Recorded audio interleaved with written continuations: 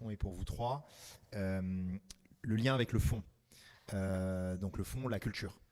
Finalement, le lien entre la marque employeur et la culture. Est-ce qu'on peut avoir une bonne marque employeur avec une culture indéfinie? Est-ce qu'il faut définir sa culture pour construire une marque employeur? C'est quoi le lien entre les deux? Parce qu'on a bien compris qu'il fallait une bonne marque employeur, ça c'est clair. On discutait tout à l'heure avec Tine qui nous disait, je ne sais pas si je peux donner le chiffre, mais avoir un certain nombre de CV dans sa base de données. Moi, je disais, mais est-ce que ce nombre de CV-là, c'est pas un tiers de tous les CV disponibles sur le marché à Madagascar? Et tu disais tout à l'heure, le marché se tarit. D'ailleurs, je serais curieux de savoir pourquoi il se tarit, sous quelle dynamique. Et sur un marché qui se tarit, la marque employeur, on l'a bien compris, est un outil pour attirer, pour fidéliser. Mais le lien avec la culture, c'est quoi? Alors, le lien avec la culture, si je focus sur la marque employeur, euh, en fait, c'est les racines même en fait, de la marque employeur parce que du coup, on définit un cap. Les gens aussi savent qui on est, comment on fait les choses. Et notamment pour nous, entrepreneurs, c'est vraiment une orientation stratégique. C'est avoir une culture, l'installer et faire évoluer aussi, parce que des fois, il y a des transformations assez fortes, notamment depuis le Covid, on le ressent tous, une adaptation nécessaire. Ça a vraiment un enjeu entre guillemets business parce que quand on véhicule à travers la marque employeur notamment la qualité de gouvernance, l'histoire de l'entreprise, comment les fondateurs, les créateurs ont su évoluer d'une petite entreprise familiale à une société anonyme de référence sur son secteur, à travers les traditions, les rites, comme on a dit tout à l'heure, les visions, ça peut donner confiance aux futurs clients sur la qualité de partenariat qu'il peut avoir avec nous en termes d'état d'esprit et de valeurs. Mais ça peut être également nécessaire pour tout ce qui est partenaire technique, voire d'appui. Ils savent en fait qu'on est une structure fiable et de confiance, avec un ancrage fort, et ils sentent une conscience. On est conscient en fait de qui on est, de l'autre environnement qui nous entoure, on est conscient de nos business et des attentes, et on a une cohérence qu'on illustre à travers cette stratégie de marque employeur, non seulement pour nos talents, futurs talents ou ceux internes, mais aussi dans un enjeu stratégique, notamment l'USISG que tu disais tout à l'heure, pour avoir des impacts dans la croissance de la société. Donc c'est en quoi pour moi la culture, c'est vraiment parmi les racines. Donc, si j'ai bien compris, et j'aimerais l'avis de Tine et de Michael, on construit une marque employeur. Il faut construire une marque employeur. On la construit. Donc, il y a des méthodes, il y a des process pour construire une marque employeur. Il y a des do et il y a des don'ts. Et finalement, cette marque, on la construit sur des racines plus profondes qui sont la culture. Et alors, la culture, on la construit ou elle existe? Ça se passe comment, la culture? C'est une colle que vous me posez là. Merci. Je pense que la culture, elle est là. La culture, elle est là parce que, comme dit, un des piliers, c'est l'histoire, c'est les fondateurs. Et donc, forcément, l'entreprise est née d'une histoire, l'entreprise est née de ses fondateurs. Maintenant, prendre le temps de se poser pour la formaliser, la mettre en forme, pour pouvoir la communiquer, en fait, et qu'elle soit ressentie, vécue et incarnée au travers de toute l'organisation de manière uniforme. Et comme dit tout à l'heure, comment dire, la traduire en tradition, rite, règles de management, règles et process RH et même méthodologie de travail. Ça se travaille de l'intérieur. Et ensuite, c'est cette racine-là qui va être un élément différenciant, un élément de racine de la marque employeur et de toute la promesse qu'on va créer autour de cette marque employeur vers les talents déjà en interne, déjà en poste, pour les motiver, les retenir, surtout leur faire ressentir le sentiment d'appartenir à cette culture et en dehors, en fait, attirer les nouveaux talents. Je saisis l'occasion d'avoir encore le micro pour revenir sur un élément que j'ai omis de mentionner tout à l'heure, c'est la quête de sens qu'on constate de plus en plus, certes à travers les jeunes générations, la génération Y et Z, mais aussi même les générations plus anciennes. Dans la période post-Covid, c'est le besoin de se sentir, de besoin de ressentir une adéquation avec la culture de l'entreprise à laquelle ils vont postuler, dans laquelle ils travaillent déjà, dans laquelle ils évoluent. Et ça, c'est devenu de plus en plus forte. Et d'ailleurs, au sein d'Agile Conseil, on constate de plus en plus quand on approche des candidats potentiels où les profils correspondent à ce que recherchent nos clients, des candidats qui posent des questions sur ce qu'est l'entreprise, quels sont les projets, comment est-ce que ça fonctionne, sa culture, etc. Surtout quand ce ne sont pas les entreprises de top of mind qui communiquent beaucoup sur elles-mêmes. Michael, est-ce que tu as quelque chose à rajouter? Ok, le lien entre marque employeur et culture d'entreprise, moi, à mon avis, il devrait être très fort. C'est-à-dire que la marque employeur devrait transparaître, je ne dirais pas stricto sensus, mais en tout cas, ça devrait transparaître ce qu'on vit au quotidien en entreprise, c'est-à-dire la culture d'entreprise. Dans ce sens où cette marque employeur, c'est votre fer de lance, c'est votre image qui transparaît au dehors à travers la communication et qui ferait aimer, qui ferait adhérer ou pas les talents externes qui souhaiteraient éventuellement rejoindre l'entreprise et bien évidemment les talents internes qui s'y retrouvent et qui vont à travers cette appartenance communiquer de façon naturelle vers l'extérieur sur le fait d'intégrer cette boîte qui est super, qu'on a envie d'intégrer, qu'on a envie de on a envie de voyager avec dans ce grand bateau. Donc, c'est pour moi évident et fondamentalement nécessaire que la culture d'entreprise transparaisse dans la marque employeur. Donc, il ne faut pas dissocier une image, je dirais, transformée dans la marque employeur par rapport à ce qu'on vit en entreprise. Donc, la culture devrait être juste transmise aux autres telle qu'on la vit et ça devient la marque employeur. Je ne sais pas si... Si tu permets. Et je reviens justement au point de la congruence que j'ai soulignée, que tu as relevé tout à l'heure, Emmanuel. C'est la culture se vit de l'intérieur. La culture est ressentie au niveau de l'entreprise. La marque employeur, elle est diffusée tant à l'intérieur que véhiculée à l'extérieur.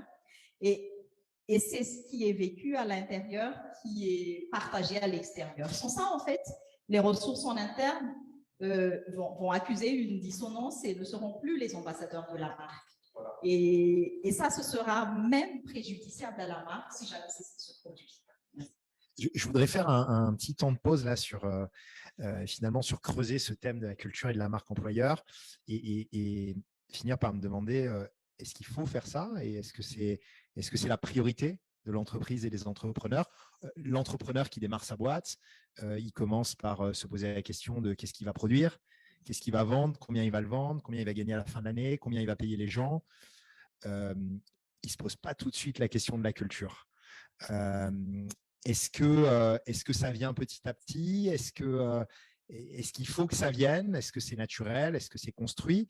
Et finalement, est-ce qu'il y a des tensions entre la recherche de performance, on va dire, opérationnelle, financière, et la culture et cette marque employeur? Parce que là, on se dit, voilà, on a presque l'impression qu'il faudrait faire que ça.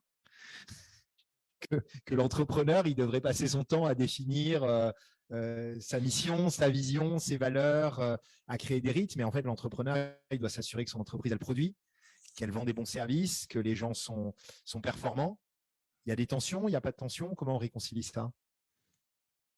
Je vais peut-être justement vous partager et témoigner de mon expérience en fondant Agile Conseil. Agile Conseil, au départ, en fait, avait un effectif unique qui était moi. Et puis, 100% d'adhésion à la culture. 100% d'adhésion à la culture d'entreprise. Il n'y avait pas tous des non négociables. Et puis, les appels du marché ont fait qu'assez rapidement, en fait, nous avons dû intégrer une ressource, 2 ressources, 3 ressources, 5 ressources. Et il a commencé à y avoir des départs aussi. Et à ce moment-là, la question n'était pas OK, posons-nous tant de pauses, on va définir la culture, les missions, les valeurs, mais c'était plutôt directement un des piliers. Quels sont les rites et rituels que nous, associés, on veut mettre en place parce que c'est comme ça qu'on pense que ça fonctionne, c'est comme ça que nous imaginons le cabinet, c'est comme ça qu'on s'imagine une manière de travailler ensemble dans un cabinet conseil qui ne va jamais compter 20, 50, 100 personnes justement. Et ces rites et rituels-là se sont progressivement installés, bien ancrés. Et je pense que c'était à la 3e ou à la 4e année où on a fait une grosse séance avec les équipes et on a fait appel à un consultant externe et aidez-nous à réfléchir.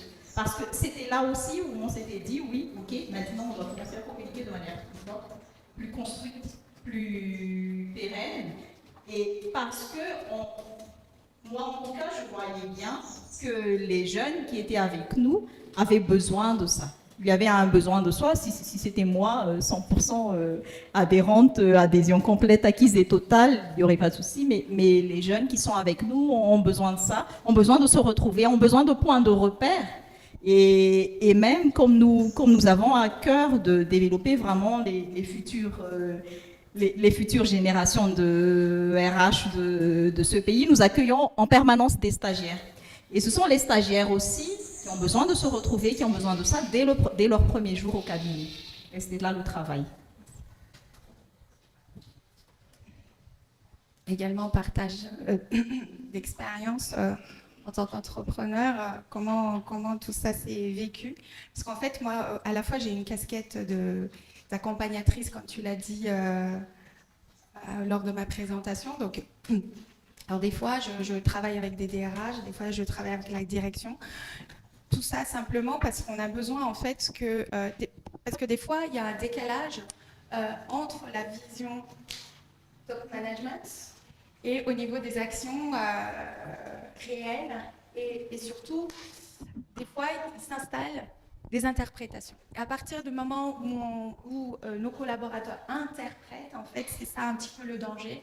Parce que ce décalage, justement, si je dis, pour illustrer, je suis le capitaine du bateau, je fais Cap Nord-Nord-Ouest, les équipes ont interprété ça vers le sud. Alors là, on n'y arrive pas du tout à bon port. Donc, pour moi, à travers mes accompagnements, par exemple, c'est la phase d'alignement. La phase d'alignement est nécessaire parce que, et notamment, c'est là où il y a les cadres intermédiaires deviennent vraiment une force pour l'entreprise parce qu'il y a le niveau opérationnel au travers de nos ambassadeurs, de nos équipes, et ceux qui mènent la direction, qui donnent le cap. Donc eux, ils vont justement traduire ça. Et dès qu'il y a un décalage d'interprétation, c'est là où on perd la culture. Soit la culture prend le dessus sur la réalité économique. C'est aussi des cas, notamment que j'ai vécu personnellement. Très bon élève, j'ai fait mon business plan, mes valeurs, mes missions, mes trucs. Et en fait, la culture a été interprétée comme étant une idéologie. Donc c'est l'idéologie ensuite qui s'est éloignée de la réalité économique. Et donc du coup, forcément, les objectifs n'étaient pas atteints. La culture en soi a été plus ou moins comprise, mais ça a été très mal illustré. Et donc du coup, ça a été presque une religion, une idéologie. Et là, ça a créé toute une fausseté et qui a impacté les résultats économiques et financiers de la société. Donc ça peut être assez dangereux en fait, effectivement, et c'est là où il faut aligner bien les choses et s'aligner avec les collaborateurs sur justement cet ancrage fort, parce qu'il y a le fond et ensuite la forme dans la manière ça va se traduire, ça peut effectivement créer un énorme décalage. Michael, du coup, j'introduis, mais chez Iron, vous êtes... moi, la première fois que je suis allé chez Iron en 2019, il y avait 12 ou 13 personnes. Aujourd'hui, vous êtes 170. Il y a un DRH, mais il y a aussi un DAF. Il y a aussi une directrice commerciale. Tous ces gens-là ont des objectifs. Comment, toi, tu arrives à faire porter ta voix de garant de la culture, parfois aussi, j'imagine, du bien-être au travail, en face en face de cadres qui doivent faire leurs objectifs commerciaux, d'un DAF qui doit vérifier la rentabilité de la boîte, d'un patron qui veut faire 70% de croissance par an. Comment on fait porter sa voix? Tout d'abord, je rejoins complètement ce que Tine et Sarah ont dit sur le fait qu'il ne faudrait pas que la culture soit juste une idéologie et qu'elle soit en déphasage par rapport à l'objectif initial de la boîte. L'objectif initial de toute boîte, je pense que c'est la rentabilité, la croissance et emmener aussi les collaborateurs pas profiter, mais en tout cas à retirer les bienfaits de cette croissance-là. Pour le cas de Iron, effectivement, à l'époque, n'avait pas cette structure bien spécifique où on a le DAF, le DOP, le TCM et même le DRH. Donc, le RH doit être garant, et c'est ce que j'avais dit dans ma petite présentation sur les réseaux.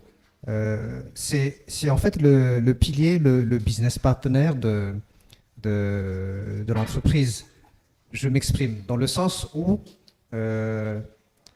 l'ARH peut porter des casquettes entre guillemets, de garde-fou. Peut porter la casquette aussi de bien regarder s'il y a rentabilité. On en discutait précédemment. Le RH n'est pas là pour faire tout le temps du recrutement. Il est là aussi pour faire avancer les compétences. Il est là pour aider aussi la production à trouver le bon management, entre guillemets. C'est pas qu'ils ne savent pas faire du management, mais le RH, la direction RH, sert d'appui et de support aux autres directions pour qu'on puisse garder le cap. Et le cap vers lequel on tend tous, c'est vers la croissance de l'entreprise. Qu'on ait une croissance désirée à 30%, 70%, 80%, le mindset devrait être le même, c'est-à-dire être dans nos coûts et en même temps faire en sorte que, et ce n'est pas évident, hein, et faire en sorte que les collaborateurs aussi puissent trouver goût à cette croissance-là, à ce travail ensemble. Donc c'est des petites choses à mettre en place, c'est des garde-fous, c'est des balises. Comme je l'avais dit précédemment, c'est une charte vivant ensemble, des process, des procédures, le recadrage des charges s'il y a vraiment un dépassement par rapport aux charges. C'est des discussions qu'on doit se donner et qu'on doit s'obliger à faire dans une entreprise pour qu'on puisse se mettre devant le fait accompli, que là, ça ne marche pas, on doit recadrer le tir. Là, ça marche, on doit garder ça. Ça peut constituer une culture après parce que c'est quelque chose qui a marché peut-être depuis 2019, donc on peut ancrer ça comme une culture ou quelque chose qui ne marchera pas parce qu'on a essayé par tous les moyens, ça n'a jamais marché. Donc on rectifie le tir et ça devient par la suite le mode de fonctionnement et aussi la culture par extrapolation.